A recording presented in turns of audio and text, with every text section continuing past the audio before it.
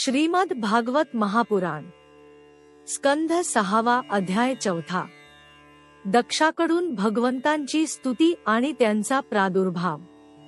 राजाने विचारले, भगवन, आप थोडक्यात स्वयंभू मनवंतरामध्ये देव, असुर, मनुष्य, साप आणि पशुपक्षी यांची सृष्टी कशी झाली हे सांगितले. परमकारण भगवानांनी आपल्या ज्या शक्तीने ज्या प्रकारे त्याच्यानंतरची सृष्टिरचना केली ती विस्ताराने जाणून घेण्याची माझी इच्छा आहे. सूत म्हणतात, शौनकादी ऋषींनो, महायोगी व्यासनंदन श्री शुकदेवांनी हा सुंदर प्रश्न ऐकून त्याचे अभिनंदन केले आणि म्हटले. श्री शुक म्हणाले, राजा प्राचीन बर्हीचे प्रचेता नावाचे 10 पुत्र जेव्हा समुद्राच्या बाहेर आले तेव्हा त्यांना सगळी पृथ्वी वृक्षांनी भरून गेलेली आढळली. त्यांना वृक्षांचा फार राग आला. तपोबलामुळे तर त्यांचा क्रोध आणखी भडकला. वृक्षांना जाळण्यासाठी त्यांनी आपल्या मुखातून वायू आणि अग्नी उत्पन्न केले. परीक्षिता, जेव्हा अग्नी आणि वायू वृक्षांना जाळू लागले तेव्हा वृक्षांचा राजाधिराज चंद्र त्यांचा क्रोध शांत करीत त्यांना म्हणाला, हे महाभाग्यवान प्रचेतांनो, आपण बिचाऱ्या झाडांचा द्वेष करू नका, कारण आपण प्रजेची वृद्धी करू इच्छिणारे प्रजापती मानले गेलेले आहात. अहो, प्रजापतींचे अधिपती अशा अविनाशी भगवान श्रीहरींनी सर्व वनस्पती आणि औषधी यांना प्रजेच्या खाण्यापिण्यासाठी निर्माण केले आहे. जगात पंखांनी उडणाऱ्या चालत्या फिरत्या प्राण्यांच्या भोजनासाठी फलपुष्पादी स्थिर पदार्थ आहेत. पायांनी चालणाऱ्यांसाठी गवत इत्यादी बिनपायांचे पदार्थ भोजन आहे. हात असणाऱ्यांसाठी वृक्षवेली इत्यादी बिनहातांचे आणि 2 पायांच्या माणसांसाठी धान्य, गहू इत्यादी अन्न आहे. 4 पायांचे बैल, उंट इत्यादी शेतीतून उत्पन्न होणाऱ्या अन्नासाठी सहाय्यक आहेत. हे पुण्यशील प्रचेतांनो, आपल्याला पित्याने आणि देवाधिदेव भगवंतांनी अशी आज्ञा केली आहे की प्रजेची उत्पत्ती करा. मग त्यांचे अन्न असणारे वृक्ष जाळून कसे चालेल? आपण आपला राग आवरा आणि आपले पिता, आजोबा, पणजोबा इत्यादींनी अनुकरण केलेल्या सत्पुरुषांच्या मार्गाने जा. आईवडील मुलांचे, पापण्या डोळ्यांचे, पती पत्नीचे, गृहस्थ भिक्षुकांचे आणि ज्ञानी अज्ञान्यांचे हितचिंतक व रक्षण करणारे असतात. सर्व प्राण्यांच्या शरीरांमध्ये भगवान श्रीहरी आत्म्याच्या रूपाने राहतात. म्हणून आपण सर्वांना भगवंतांचे निवासस्थान समजा आणि असे कराल तर भगवंतांनाच प्रसन्न कराल. जो मनुष्य अकस्मात उत्पन्न झालेल्या भयंकर क्रोधाला आत्मविचाराने शांत करतो तोच तिन्ही गुणांवर विजय मिळवतो. या गरीब बिचाऱ्या वृक्षांना आणखी जाळू नका. जे काही शिल्लक आहेत त्यांचे रक्षण करा, त्यामुळे आपलेही कल्याण होईल. या उत्तम कन्येचे पालन या वृक्षांनीच केले आहे. हिचा आपण पत्नी म्हणून स्वीकार करा.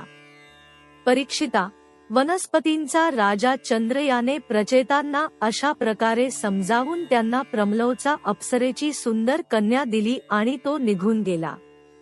नंतर प्रचेतांनी धर्मानुसार तिचे पाणी ग्रहण केले. त्या प्रचेतांना त्या कन्येपासून प्राचेतस नावाचा दक्ष उत्पन्न झाला. नंतर दक्षाच्या संततीने तिन्ही लोक भरून गेले. कन्यांवर प्रेम असणाऱ्या त्याने ज्या प्रकारे संकल्पाने आणि वीर्याने विविध प्राण्यांची उत्पत्ती केली ती मी तुला सांगतो. तू लक्ष देऊन ऐक.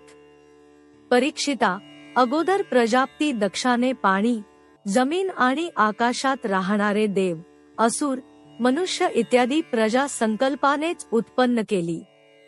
जेव्हा त्याला असे दिसले की या सृष्टीची वाढ होत नाही तेव्हा त्याने विंध्याचलाच्या टेकडीवर जाऊन घोर तपश्चर्या केली.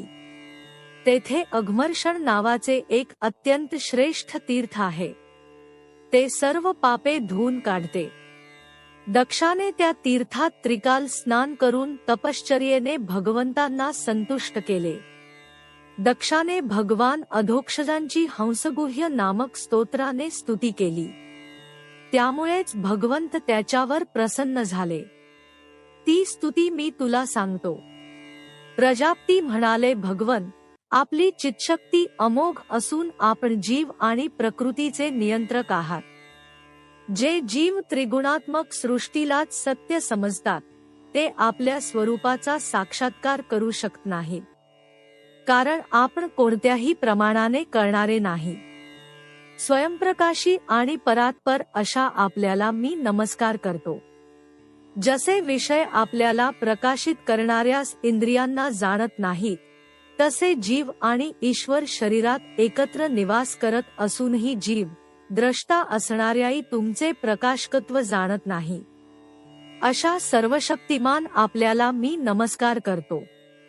देह, प्राण, इंद्रिये, अंतःकरणाच्या वृत्ती, पंचमहाभूते आणि त्यांच्या तन्मात्रा हे सर्व जड असल्याकारणाने स्वतःला आणि स्वतः व्यतिरिक्त दुसऱ्यासला जाणत नाहीत. परंतु जीव या सर्वांना आणि यांचे कारण अशा 3 गुणांनाही जाणतो.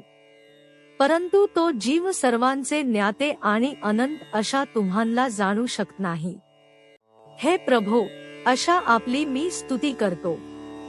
जेव्हा समाधिकालात दर्शन आणि स्मरणशक्तीचा लोप झाल्याने या नामरूप जाणणाऱ्या मनाचा लय होतो, त्यावेळी आपण सच्चिदानंदमय स्वरूपाने स्वतःच प्रकाशित होत असता. हे प्रभो, शुद्ध हृदय मंदिरात राहणाऱ्यास शुद्ध अशा आपणांस माझा नमस्कार असो. जसे यज्ञ करणारे लोक लाकडात सुप्त असलेल्या अग्नीला सामिधेनी नावाच्या 15 मंत्रांनी प्रगट करतात, तसेच ज्ञानी लोक आपल्या 27 शक्तींच्या द्वारा गुप्तपणे हृदयात लपलेल्या तुम्हाला शुद्ध बुद्धीने हृदयातच शोधतात. जगामध्ये जो वेगळेपणा दिसतो तो सर्व मायेचाच आहे. मायेचा निषेध केल्यानंतर परम सुखाचे साक्षात्कार स्वरूप असे आपणच शिल्लक राहता. परंतु विचारांती आपल्या ठिकाणी मायेचे अस्तित्व जाणवत नाही. अर्थात माया ही आपणच आहात. म्हणून सर्व नामे आणि सर्व रूपे आपलीच आहेत. प्रभो, आपण माझ्यावर प्रसन्न व्हावे. जे काही वाणीने बोलले जाते किंवा जे काही मन, बुद्धी आणि इंद्रियांनी ग्रहण केले जाते ते आपले स्वरूप नाही, कारण ते गुणरूप आहे आणि आपण तर गुणांच्या उत्पत्तीप्रलयाचे अधिष्ठान आहात. भगवन, आपल्यामध्येच हे सर्व जग राहिलेले आहे. आपल्यापासूनच निर्माण झाले आहे आणि आपणच याची निर्मिती केली आहे. हे आपलेच असून स्वतःसाठीच आहे. याच्या रूपात निर्माण होणारेही आपण आणि निर्माण करणारेही आपणच आहात. बनविणे या क्रियाही आपणच आहात. आपणच सर्वांकडून काम करून घेणारे आहात. जेव्हा कार्य आणि कारण यात भेद नव्हता, तेव्हा सुद्धा आपण स्वयंसिद्ध स्वरूपात होतात. आपण जीवजगतातील भेद आणि स्वगत भेद यापेक्षा सर्वथा वेगळे असे एक अद्वितीय ब्रह्म आहात. आपल्यात शक्ती, वादी प्रतिवादी यांच्यातील विवाद आणि संवाद यांचा विषय असतात आणि त्यांना वारंवार मोहात टाकतात. अनंत गुणांनी युक्त सर्वव्यापी अशा आपणाला नमस्कार असो. योगवादी उपासक म्हणतात की आमचे प्रभू साकार आहेत आणि सांख्यवादी ज्ञानी म्हणतात की भगवंत निराकार आहेत. अशा प्रकारे ते जरी एकाच वस्तूच्या 2 परस्पर विरोधी धर्मांचे वर्णन करत असले तरी सुद्धा त्यांमध्ये विरोध नाही, कारण हे दोन्हीही धर्म एकाच वस्तूचे आहेत. ती वस्तू म्हणजे आहेनाहीचा विरोध नसलेले परब्रह्म आपण आहात. आपण नामरूपरहित भगवान अनंत आहात. तरी सुद्धा जे आपल्या चरणकमलांचे भजन करतात त्यांच्यावर अनुग्रह करण्यासाठी आप अनेक रूपांमध्ये प्रगट होऊन अनेक लीला करता आणि त्या रूपांना व लीलांना अनुसरून अनेक नावे धारण करता. अशा आपण माझ्यावर कृपा करावी. सुगंध वाहून नेणारा वारा सुगंधित झाल्यासारखा वाटतो, परंतु वास्तविक तो सुगंधित नसतो. त्याप्रमाणे आपण सर्वांच्या हृदयात राहून त्यांच्या सामान्य भावनेनुसार भिन्न भिन्न देवतांच्या रूपात प्रतीत होत असता. अशा प्रभूंनी माझी अभिलाषा पूर्ण करावी. श्री शुकाचार्य म्हणाले, परीक्षिता, विंध्याचलाच्या त्या अघमर्षण तीर्थांवर जेव्हा प्रजापती दक्षाने अशी स्तुती केली, तेव्हा भक्तवत्सल भगवान त्यांच्यासमोर प्रगट झाले. त्यावेळी भगवंतांनी गरुडाच्या खांद्यावर चरण ठेवले होते. त्यांचे विशाल आणि दीर्घ असे 8 हात होते. त्यात त्यांनी चक्र, शंख, तलवार, ढाल, बाण, धनुष्य, पाश आणि गदा ही आयुधे धारण केली होती. पावसाळ्यातील मेघाप्रमाणे असणाऱ्या श्यामल शरीरावर पीतांबर झळकत होता. मुखमंडल प्रफुल्लित होते. नेत्रातून कृपेचा वर्षाव होत होता. गळ्यात वनमाळा धारण केली होती. वक्षस्थळावर श्रीवत्स चिन्ह आणि कौस्तुभमणी शोभत होता. बहुमोल किरीट, कडी, तेजस्वी मकराकृती कुंडले, कमरपट्टा, अंगठ्या, पायांतील कडी, नुपुरे आणि बाजूबंदी यांनी ते शोभून दिसत होते. त्रिभुवनपती भगवंतांनी त्रैलोक्याला मोहिनी घालणारे रूप धारण केले होते.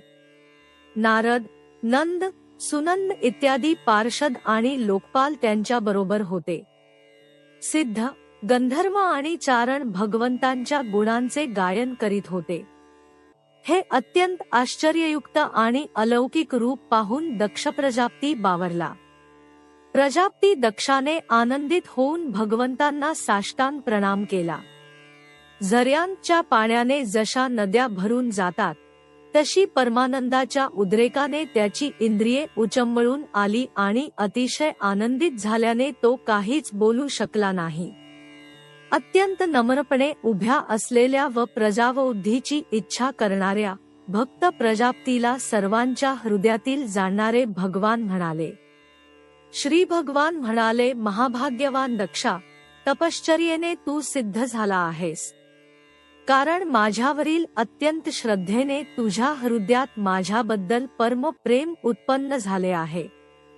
हे प्रजापते, तू या विश्वाची वृद्धी व्हावी म्हणून तपश्चर्या केली आहेस. यामुळे मी तुझ्यावर प्रसन्न झालो आहे. कारण जगातील सर्व प्राण्यांची वाढ व्हावी व ते समृद्ध व्हावे, हीच माझीही इच्छा आहे. ब्रह्मदेव, शंकर, तुझ्यासारखे प्रजापती, स्वयंभुवादी मनु तसेच इंद्रादी देवेश्वर हे सर्वजण माझ्या विभूती आहेत आणि हे सर्वजण प्राण्यांचा उत्कर्ष करणारे आहेत. हे ब्रह्मन, तपश्चर्या हे माझे हृदय आहे, विद्या शरीर आहे, कर्म आकृती आहे, यज्ञ अंगे आहेत, धर्म मन आहे आणि देवता प्राण आहे. जेव्हा ही सृष्टी नव्हती, तेव्हा फक्त मीच होतो आणि ते सुद्धा निष्क्रिय स्वरूपात. आत बाहेर कोठेही काहीही नव्हते. मी फक्त ज्ञानस्वरूप आणि अव्यक्त होतो. असे समज की सगळीकडे जणू झोप होती. मी अनंत गुणांचा आधार असून स्वतः अनंत आहे. जेव्हा गुणमय मायेच्या क्षोभाने हे ब्रह्मांड शरीर प्रगट झाले, तेव्हा यामध्ये अयोनिज आदिपुरुष ब्रह्मदेव उत्पन्न झाला. जेव्हा मी त्याच्यामध्ये शक्ती आणि चेतनेचा संचार केला, तेव्हा ब्रह्मदेव सृष्टी निर्माण करण्यासाठी उद्युक्त झाला. परंतु त्याला आपण सृष्टी निर्माण कार्यात असमर्थ आहोत असे वाटले. जेव्हा मी त्याला आज्ञा केली की तप कर, तेव्हा त्याने घोर तपश्चर्या केली आणि त्या तपश्चर्येच्या प्रभावाने सर्वप्रथम तुम्हा 9 प्रजापतींची उत्पत्ती केली. प्रिय दक्षा, ही पंचजन प्रजापतीची कन्या असिकनी आहे. हिचा तू पत्नी म्हणून स्वीकार कर. आता तू स्त्री सहवासरूप धर्माचा स्वीकार कर. ही असिकनी सुद्धा त्याच धर्माचा स्वीकार करील. तेव्हा तू हिच्याद्वारा पुष्कळशी प्रजा उत्पन्न करशील. आता तुझ्यानंतर सर्व प्रजा माझ्या मायेमुळे स्त्री पुरुष संयोगानेच उत्पन्न होईल व माझ्या सेवेत तत्पर राहील. श्री शुक म्हणतात, असे म्हणून विश्वाचे जीवनदाते भगवान श्रीहरी दक्षाच्या समोरच स्वप्नात पाहिलेली वस्तू जागे होताच लुप्त होते त्याप्रमाणे अंतर्धान पावले. स्कंध 6 अध्याय 4 समाप्त. हरि ओम तत्सत.